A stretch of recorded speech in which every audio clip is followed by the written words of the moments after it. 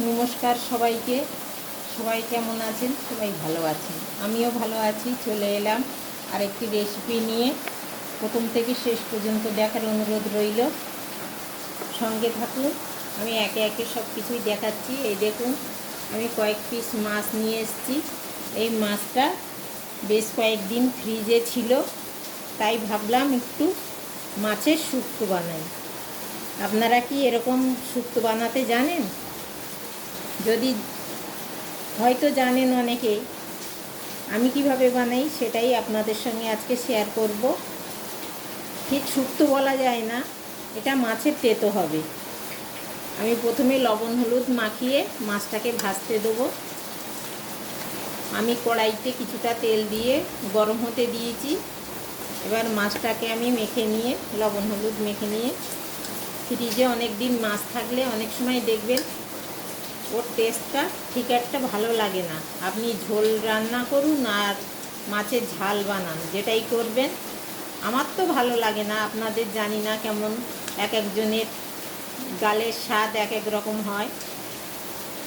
সেই জন্য আমি ভাবলাম আজকের মাছের এই তেতো বানাই। কড়াই বসিয়ে দিয়েছি, তেলটা গরমও হয়ে গেছে। এবার মাছগুলো আমি ভেজে নেব।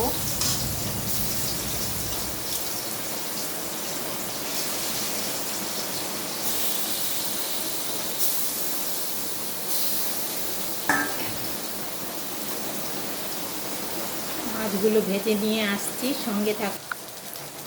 কারেন্টটা চলে গেল বন্ধুরা, তাই খুব ভালোভাবে দেখাতে পারছি না। একটু অন্ধকার হয়েছে, একটু আকাশ ডেকেছিল। মাছগুলো আমার কিন্তু ভাজা হয়ে গেছে বেশ লালচে করে। এরকম লালচে করে আমার ভাজা হয়ে গেছে মাছগুলো। এবার যেটা রান্নার মেন উপকরণ, এটা হচ্ছে শিউলি পাতা বাটা। এটা কিন্তু তেতো।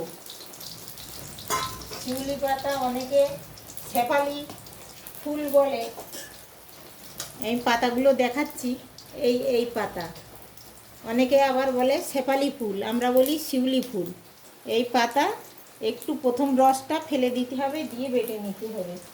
এটা কিন্তু দিয়ে রান্না করে একদিনও হলে আমি এই মাছের সঙ্গে আবারও একটু ভেজে নেব। নিয়ে আমি মাছগুলো তুলে নেব। নিয়ে আমি এখানে সবজি কেটে নিয়েছি, আলু, পেঁপে, কাঁচকলা, বেগুন। আমি বেশি কিছু সবজি দেবো না, আমি এই 4 রকমের সবজি দেবো। আপনারা পারলে এতে বরবটি, মূলো এসবও দিতে পারেন। আমি আজকের আর দিলাম না, আমার কাছে যা ছিল সেটাই আজকের আমি রান্না করছি, সেটাই দিয়ে। এবার আমি মাছগুলো ভেজে তুলে নিয়ে কড়াইতে আবারও কিছুটা তেল দেবো। ওই তেঁতোগুলো দিয়ে পাতার বাটাটা ওইটা দিয়ে আমি ভালো করে ভেজে নেব। নিয়ে মাছগুলো আমি তুলে নেব। নিয়ে আমি একে একে সবজিগুলো তেলের উপরে একটু 5 ফোড়ন, একটু পেঁয়াজ কুচিয়ে রেখেছি। একটু যেহেতু মাছ দেব সেই জন্য একটু পেঁয়াজ কুচি দেবো, চেরা কাঁচা লঙ্কা দেবো 2টো, দিয়ে আমি রান্নাটা করব। দেখুন কড়াইতে আবারও কিছুটা তেল দিয়ে আমি একটা শুকনো লঙ্কা ফাটিয়ে দিয়েছি, আর একটু 5 ফোড়ন, একটা তেজপাতা, আর পেঁয়াজ কুচি আর চেরা 2টো কাঁচা লঙ্কা দিয়ে দিলাম। দিয়ে একটু ভেজে নেব। নিয়ে তারপর আমি সবজিগুলো দেবো।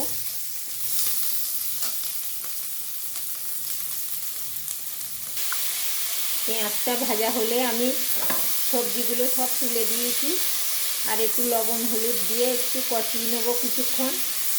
এতে খুব বেশি মশলা লাগে না। আমি একটু সর্ষে, জিরে আর গোলমরিচ বেটে নিয়েছি একসঙ্গে, এই বাটাটাই দিয়ে দেবো। ঝোলটা ফুটে উঠলে এখন দেবো না, কারেন্টটা নেই বলে খুবই অসুবিধে হচ্ছে দেখানো। যাই হোক, সঙ্গে থাকুন। একদিনও হলেও এইভাবে রান্না করে খেয়ে দেখবেন আপনারা। এমনি টাটকা মাছ দিয়েও এই রান্নাটা করা যায়, খুবই ভালো লাগে।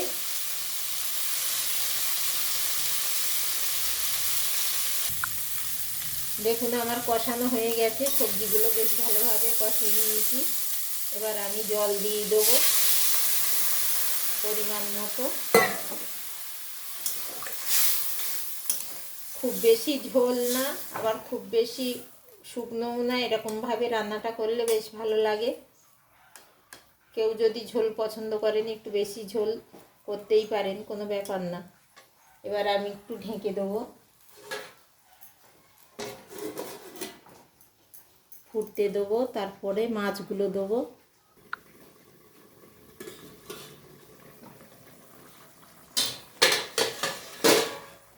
ঝোলটা ফুটে গেছে, এবার আমি মাছগুলো দিয়ে দেবো।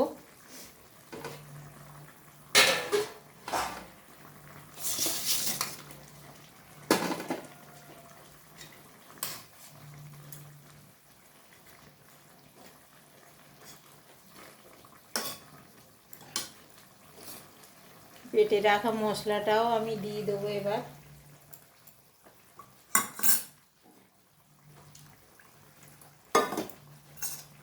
পাত্রটা ধুয়ে একটু জল দিলাম, আবারও কিছুক্ষণ আমি ফুটতে দেবো, যতক্ষণ না সবজিগুলো ভালোভাবে সেদ্ধ হয়ে যাচ্ছে।